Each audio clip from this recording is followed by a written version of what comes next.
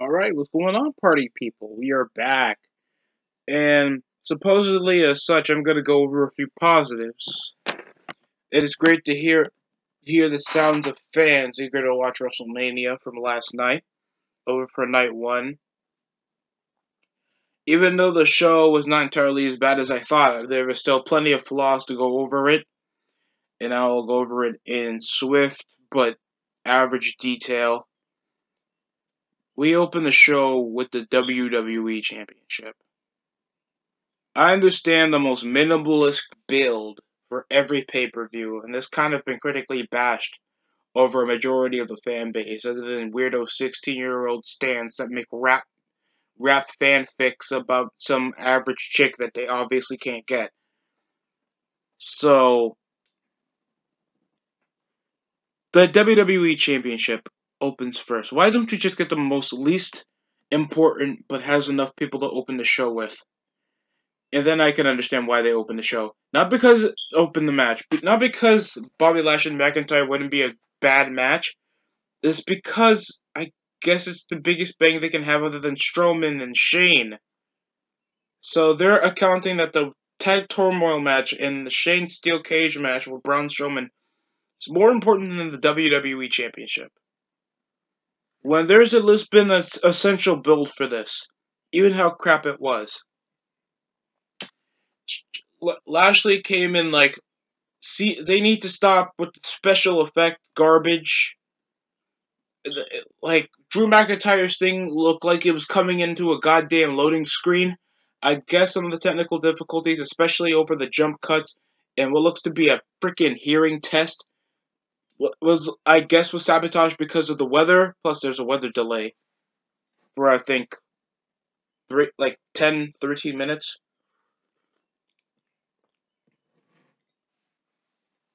But we had it, like, two lackluster entrances. I understand you couldn't do a lot because of COVID, but God, like, have McIntyre show up in war paint or cool armor or something. I'm sure you guys can go a bit balls to the wall. Lashley was even still wearing his gear with the Hurt Business sign on his thigh. They couldn't even find a gear where it just says Almighty with a silhouette on it. It's just a bit lazily made, especially for WrestleMania. And the match wasn't that bad. I thought it was a bit slow pacey in the first half of it, especially going over the outside. I think the commentators' chairs were a bit too wet opening over in the show until they had to dry it off. So literally over on commentary, they had Michael Cole, Samoa Joe, and Byron Saxton literally standing while calling the match. That is awkward as hell. But there was many belly-to-belly suplexes. There was a quick release over the Hurt Lock using the turnbuckle. That came to bite McIntyre earlier over in the match. Later on in the match. There was a Tope Con Hello over from McIntyre.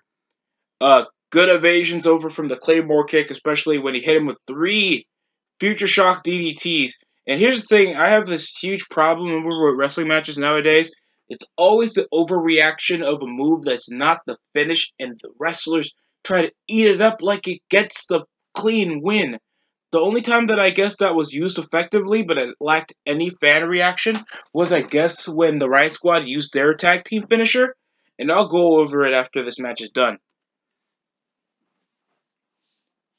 I was like, they could even have a barricade break or something. The match just felt like it was losing that oomph.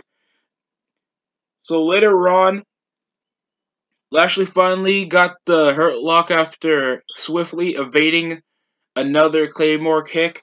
And after McIntyre was trying to release over using the ropes again, it just caused him to get in the middle of the ring, and McIntyre would tap. Plus, he kept doing the Kimura Lock plenty of times. So I guess that's to reference when he won the WWE title against Lesnar last year. But I could barely even evade off that because he wasn't even working the arm. So he's just doing the Claymore, the Kimura Lock to no affair because he wasn't targeting the arm. So it just showed that he was just doing it for no reason. I mean, we understand the Kimura Lock was like Lesnar's most signature submission holds whenever he can't get a guy with the F5, but it just felt like completely inside. He could have just done the F5 or something. Next up was one of the worst matches of the night. It was the Tag Team Turmoil match. It felt so goddamn choreographed. Sloppily made, Bronco, but she can't even do a Meteora. Lana can't run the ropes. It felt so sluggishly after, like, I think she was going for a right hand and then she goes for a springboard nothing. Naomi and Lana, like, this is just already a hat pull of so many of women that obviously can't gel over into the ring, don't have a gimmick, chemistry, or any semblance of a look. Like literally, you think if I told you last year that okay, we have a gauntlet tag team match for the women for a future shot for the women's tag team titles. Okay, who's in it? Naomi and Lana. Okay, why? Mandy Rose and Dana Brooke. Okay, when was that established that they were a tag team? Natalia and Tamina. What? Like Riot Squad is only a legit team, and they fell over until the final. I think Tamina and Natalia came in. Carmella was even there. Billy Kay can't work over anything, even a goddamn headlock. Thank God Lana and Naomi were eliminated first, but the stupid face buster, I forgot the riot kick was so sloppily made. It was like a face breaker into a Pele kick, and that was so off. Even the face breaker into a front senton is such a crap move, because why are holding somebody off with a move like a face breaker, and then you think of just letting him do a front senton? Ain't that gonna hurt you more? Tamina and Natalia picks up the victory into little reaction. The match was overly choreographed. I felt like because they were going 1, 2, 3, go, 1, 2, 3, go. Because these women are not used to tagging with each other. Because the tag division isn't even that essentially established. Because they don't have an identity for it. And plus, most of the tag teams that they even bring up over the main roster immediately get cut off. Natalia and Lana tagged with each other like months before this. The Iconics, former women's tag team champions, broke up like for no reason other than it was the choice. It was a stipulation in some match with the Riot Squad for no reason. None of this felt like this had any like fanfare or any semblance of interest, and I thought the women just wrestled terribly. Like God, terrible. Next was a saving grace: Cesaro versus Seth Rollins. So I was watching this over with my brothers. They're notable wrestling fans. They've been watching this as nearly as long as I am. And as soon as I told them the storyline, and then they have to watch the vignette, Rollins, literally, my brother was like this. So Rollins is more accomplished at WrestleMania than Cesaro. Then they're wrestling each other. No wonder I haven't been watching SmackDown.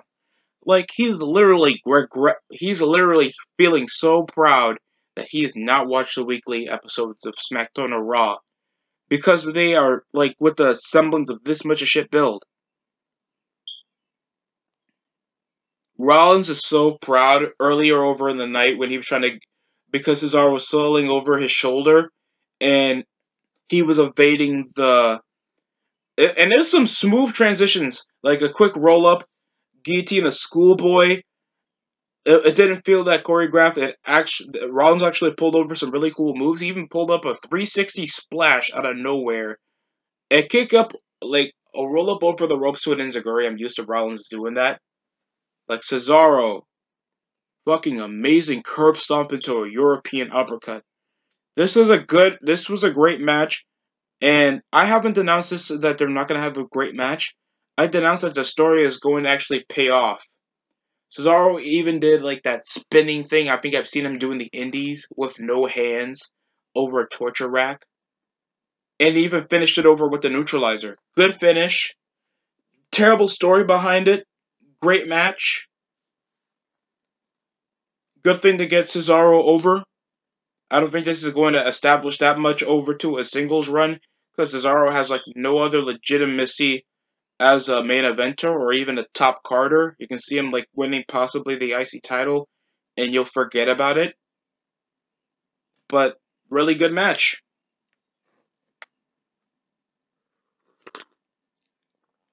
The New Day with Big E opening for him because he has his match tomorrow, so it's another night that the New Day are together again for the final time. Like, really? against AJ Styles and Omos. Kofi Kingston's a grown man, and he keeps trying to get hair like he's 25. It's scaring the hell out of me, especially when you're a father with children and a wife. I can't be seen dead dressing or at least behaving like Kofi Kingston, doing twerks in the middle overly over this ring. And I forgot that they broke the record for the longest reigning World Tag Team Champion. They are the most overly accomplished team, and you can't take them seriously. That scares the shit out of me. So, just know that most of the legit tag teams like the Usos had lost their tag team titles many times to twerking Negroes. I hope you guys understand that. So, the match with AJ Styles and Omos, opening like few minutes with Kofi Kingston and Styles was actually better than the last few weeks I've seen of the story of the feud unwinding on Raw. Because Styles has because Omos and Styles are tagging, that means they can just wrestle one half of each other. And then they had that crappy game night segment that I'm not even gonna go through. So, decent transition. They kept colliding over on pinfalls. There was a giant double stomp.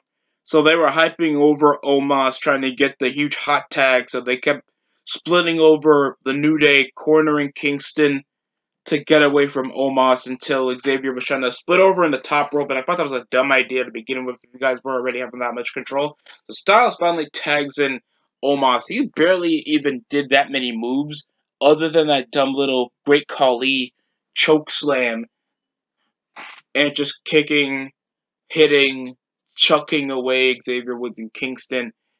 And then a phenomenal forearm over the shoulders of Omos. And Omos literally picks up the victory. This is like the most ridiculous way to let Styles win the tag team titles. In a weirdo introduction. Like, Tyson Tomko was treated more legitimately like that. At least Tyson Tomko could wrestle. I mean, yeah, he had no charisma or any definable look other than that dumbass goatee, but at least I can tell that he can wrestle.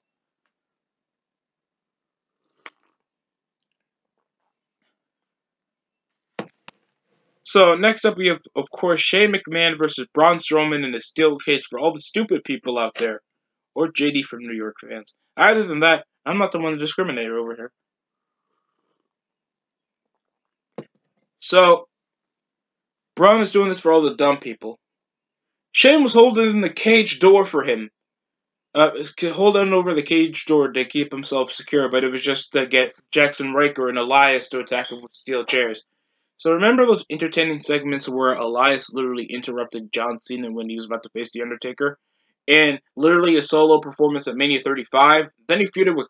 then he was in a forced, crappy feud with Baron Corbin the last year.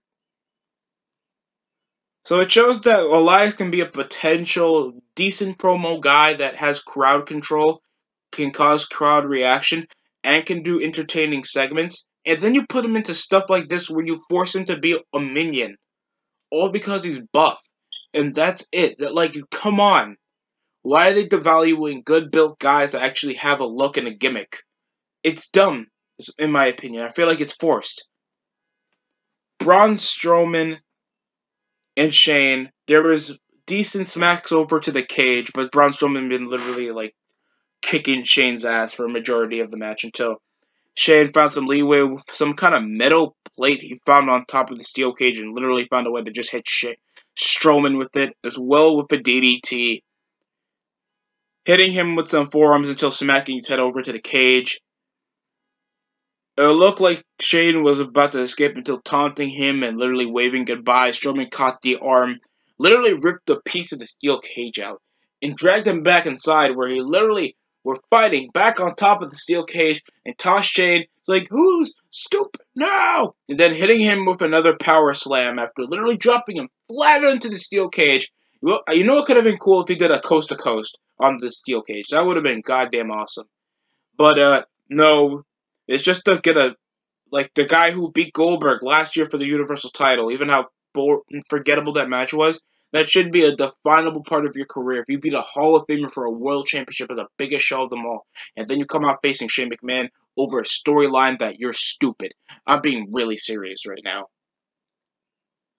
I'm being deadly serious. The match delivered. I'll say that. I thought the opener was a bit stuck over its way, and if they could, I mean, they did legalize weapons. I mean, nothing's illegal about it, but you don't always need weapons over for a steel cage match. And Strowman was like averagely selling the leg. I didn't think like it didn't play that much of a factor because he was just tossing over Shane anyway. And then Strowman tried his way of overdoing stupid kicks. But the match delivered over the standpoint of Strowman's not stupid. That's literally the feud. I'm just waiting until Shane makes another dumbass inclusion into a storyline. So next up we had one of the more impressive matches of the show as well. Bad Bunny and Damian Priest versus The Miz and Morrison. Miz and Morrison's bunny entrance with many of the bunny mascots losing their ears over in the entrance was goddamn depressing, and them singing "Hey Hey Ho Ho," trying to pretend that song, like that's the parody song that's getting the most views on your YouTube page. I understand television ratings can't be that complacent over the current era that we're on, but if you're saying rewatchability clause, if you want to rewatch a segment, it's obviously they'll display what's over in the YouTube channels. I swear that has to have the most dislikes. So, I have to say, for a two-time WWE champion getting out-wrestled and outperformed by a Latino singer, it's goddamn satisfying. You gotta say, Bad Bunny, he took some sickish bumps, taking DDT's elbow drops, a figure four leg lock, flying clothesline, literally one of John Morrison's shining wizards, and he's still able to even do a Canadian destroyer from the outside. DDT's clothesline, arm drags, I was shocked to see that. That he's even able to pull over moves like that when it comes to, like, celebrities that do the bare minimum, especially, like, in a wrestling match. Not, like, what Mayweather did to hide over that he can't wrestle. Like, legit, just doing the stuff like that. That was actually pretty shocking for me.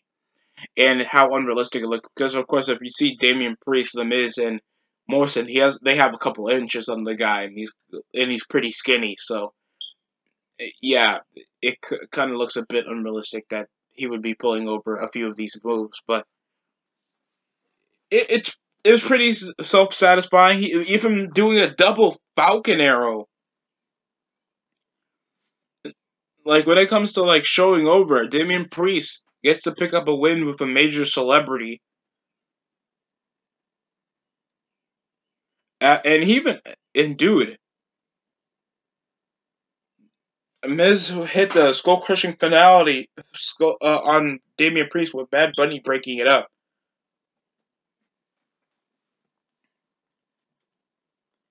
And wow, just having Damian Priest still pick up the pin, and then Bad Bunny getting over just doing outlandish stuff in the ring, especially over a celebrity like him, and Priest getting a Mania debut. That is actually that is a hell of a match. Big ups, I guess, on the Miz doing stuff like this to get the celebrity, especially the Damian Priest over.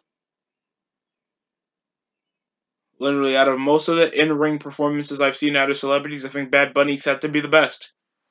I won't lie. Don't forget, we had, of course, our Hall of Fame nominees. Of course, William Shatner couldn't be here, and of course, Jushin Thunder Liger, because William Shatner can literally have a normal life, and Jushin Thunder Liger is like 102. I'd rather not waste my time with that. And of course, Hulk Hogan, this was the only place where he had to stay away from Titus O'Neil. I'm joking. Hulk Hogan is not racist. Please, folks, don't dislike this video. So, our main event. And I have to say, like, out of most of the crowd reaction, it was the celebrity tag team match. I gotta say. Crowds were really hot over Bad Bunny doing Canadian Destroyer, selling over her moves, and out wrestling The Miz. And that would be the last time you would be hearing any essential crowd reaction. Because Bianca Belair and Sasha Banks... First of all, Sasha Banks' look, it felt like a straight-off rip-off of Shotzi Blackheart's look on NXT. And I think they have a song also with some redheaded chick and Scarlett Bordeaux called Indestructible. They should be airing stuff like this on WWE, in my opinion. By God, the match for the SmackDown Women's title, first of all, there's already, and even I've displayed my opinion on this to begin with, and my opinion still hasn't changed if you guys catch it. Like, we can all agree that Bianca Belair and Sasha Banks obviously should have made it. And of course, WWE even Michael Cole even appointed to the narrative. This is the first time two black women ever main evented the WrestleMania. The feud is so universe mode, NXT mid-card schlock. It should hurt your brain to know that they pushed this over Bobby Lashley and Drew McIntyre. Two big hosses, obviously with the ambition of winning the world title. And you put that as the opener while you put the belittled WWE SmackDown Women's title that's notable for getting the lowest ratings on television to main event over your show, and literally the feud is BST. I'm the BOSS is gonna be the BST. They were talking trash. They used to tag. Then they don't like each other. Then they tag against each other. They talk trash. WrestleMania. Main event. Main event. Something's wrong with that. I don't like it. You get a point over a narrative you want, all because you were not black. I mean, you're not white. Doesn't make you that special over in the company. Kofi Kingston was one of the many the very few black world champions, and I swear nobody remembers his title reign, because how awfully booked and how hard it is to even change over a character to try to actually produce himself as a top level guy. Do you actually think he would even beat guys like Bobby Lashley, Brock Lesnar, Drew McIntyre clean? And they assimilated him as such a top guy to even feud with Randy Orton and get a few wins on him. It is so dumb.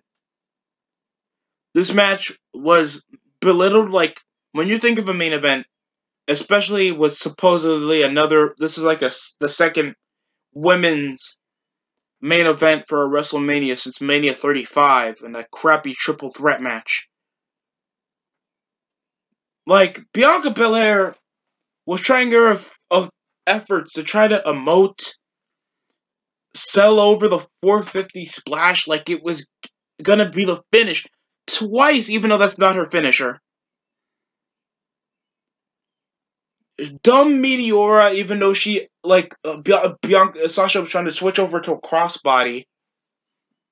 Falcon Arrow, there was some, like, changes over with the moves, and the crowd were obviously not in it, with stock noises still, like, invading over the area. And you guys can obviously tell over how the fans were even coinciding. Seriously, the only immense reaction I've seen is, oh, okay, fans are actually excited when Bianca picked up the cover. No, that was her family. Literally, her father was so happy. He literally, like, leaped over, nearly tried to come over the barricade to try to celebrate with his daughter. And big ups on him. That's real stuff. But this match was not it.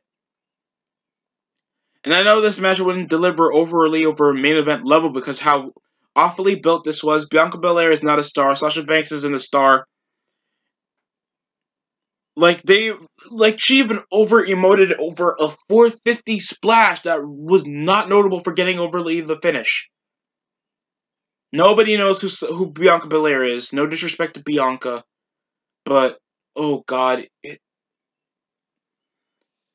There was selling over her doing the disarmer, and then she immediately transitions into the bank statement. Sasha looked completely looked like she was going over cruise control in some of the in some parts of the spots. Like the women's matches were not it, man.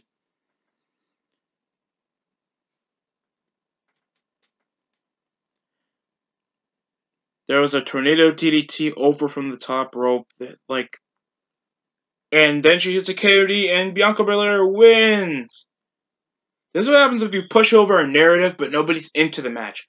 And because it was poorly built overly over the start, how mid-card it feels WWE, you were not selling over a major audience. You're not selling over even your hardcore fans. You were not even, other than the weird vocal minority in a social media chat. What part of this was garnering headlines over the mainstream, all because it's two black women main eventing Mania? What part of this was he even garnering that much fanfare, even for crowd reaction, that you had to use stock noise? Like Thunderdome level. Congrats to Bianca Belair. I'm not going to take anything away from her. Well-earned match. Wasn't that bad, but still forgettable. No crowd reaction. Overly essential, underwhelming selling, especially the overreacting over a 450 splash that never gets the finish. Weak, slow stocked spots. It just felt like they were trying to do underwhelmingly too much to feel like an NXT match than what's supposedly supposed to be the main event, and they just feel like they're not doing as much. The mid card match just delivered higher than the main event in the match opener. The women's tag team turmoil match was obviously the weakest of the night. And, yeah, that's all I could say. But, yeah, it's nice to see a return to the fans. We have at least, one new champion? Two new champions out of all this? And we're gonna have more crappy television come Monday, but we have one more night for WrestleMania, and I swear to God, I hope the triple threat match is good. But night 2 sounds like a more important night. Big ups to Bad Bunny for doing a hell of a performance. But that's night 1 review, folks. Like, comment, subscribe. Tell me how you felt about night 1. I understand some people that I hear of has already made it, were in night 1 in the arena. Tell me how you felt about the weather or the show in general. Thank you for watching.